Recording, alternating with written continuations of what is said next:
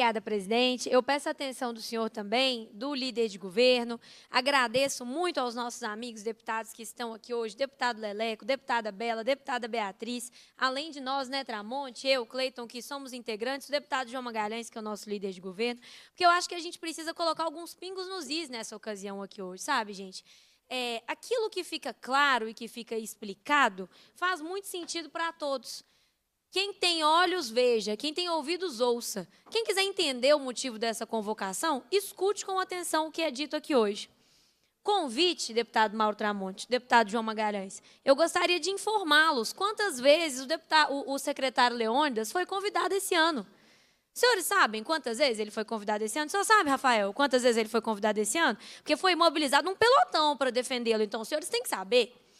Ele foi convidado 16 vezes para estar aqui esse ano. E ele não esteve em nenhuma delas que ele foi convidado. Então, se ele foi convidado 16 vezes e não se dignou a estar aqui em nenhuma delas, os senhores me desculpem, mas eu acho que é muito fácil de entender a minha baixíssima disposição de mudar essa convocação para convite. Talvez, no meu lugar, os senhores fariam o mesmo. Eu acredito que sim. Vamos fazer uma revisão histórica aqui. Que essa comissão é uma comissão da conciliação. Essa comissão é uma comissão do diálogo. Essa comissão é uma comissão da construção de pontes. Essa não é uma comissão que o presidente está em guerra com ninguém.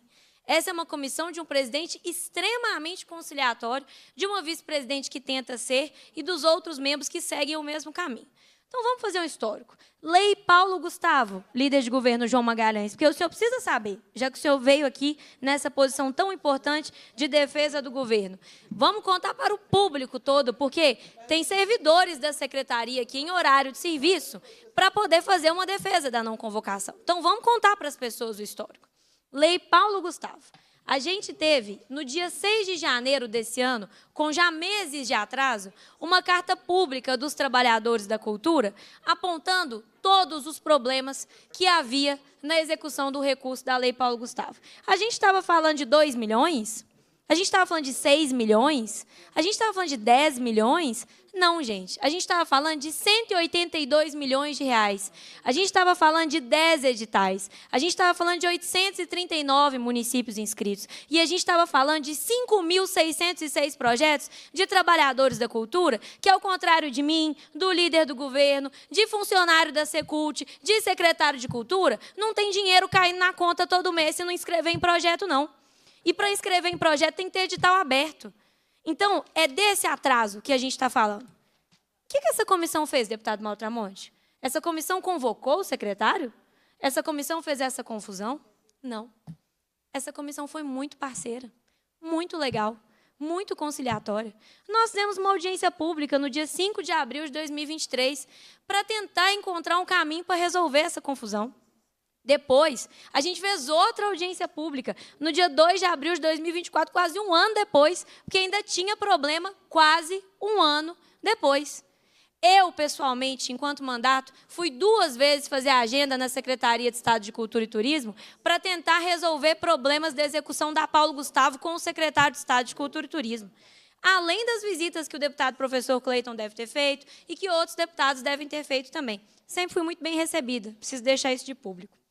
Além disso, foram apontados na Paulo Gustavo erros de plataforma, duplicidade, parecer, planilha desorganizada, descategorizada, sem nota.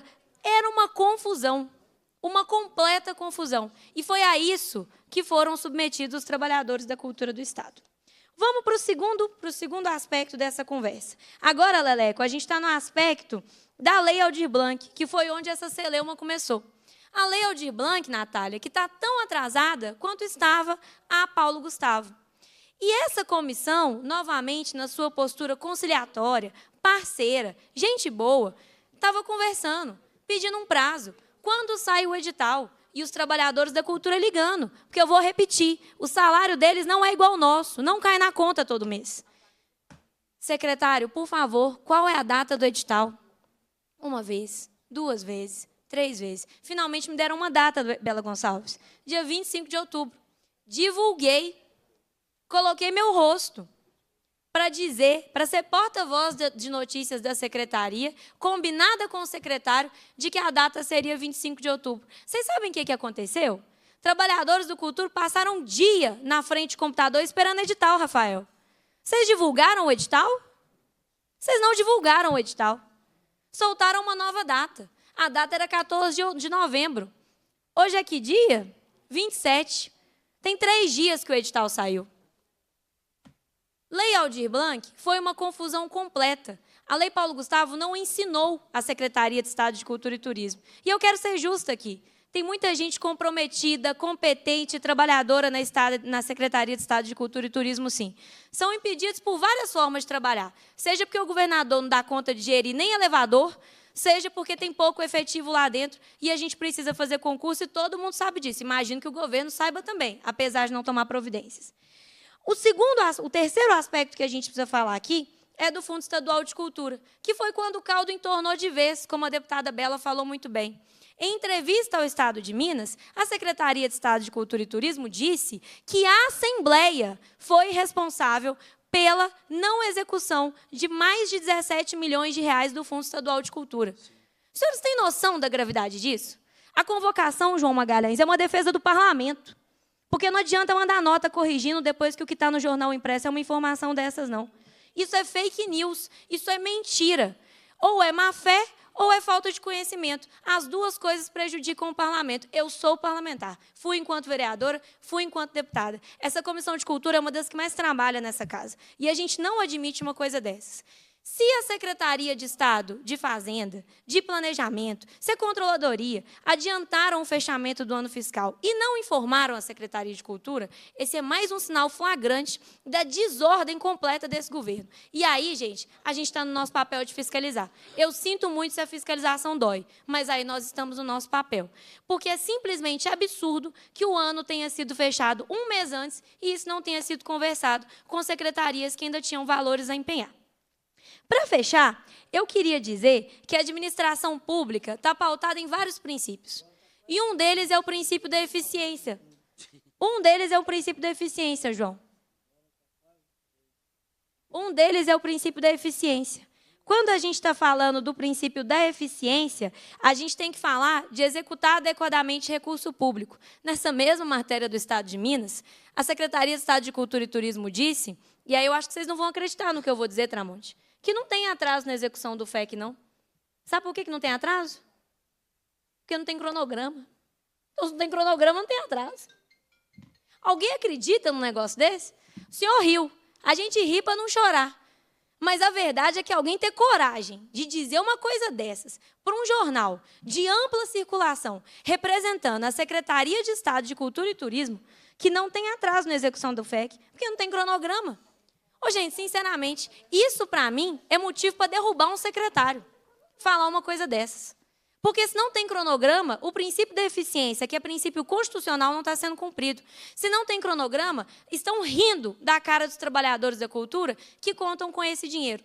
E, mais uma vez, líder de governo, deputado João Magalhães, eu sou tão parceira da Secretaria de Estado de Cultura e Turismo que nós dois tivemos um embate na votação da LDO, onde a minha parceria com essa secretaria estava sendo colocada em prática.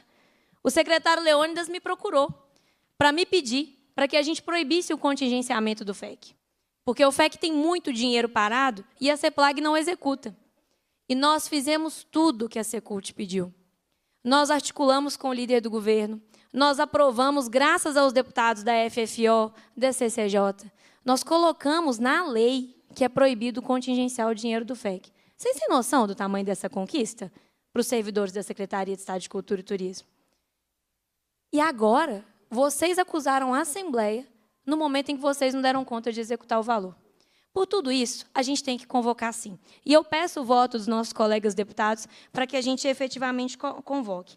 Porque na hora de trabalhar para o trabalhador da cultura de Minas Gerais, na hora que colocar o dinheiro que o Ministério da Cultura voltou a injetar nos estados e municípios, ninguém quer saber de nota de repúdio contra parlamentar que está fazendo seu trabalho.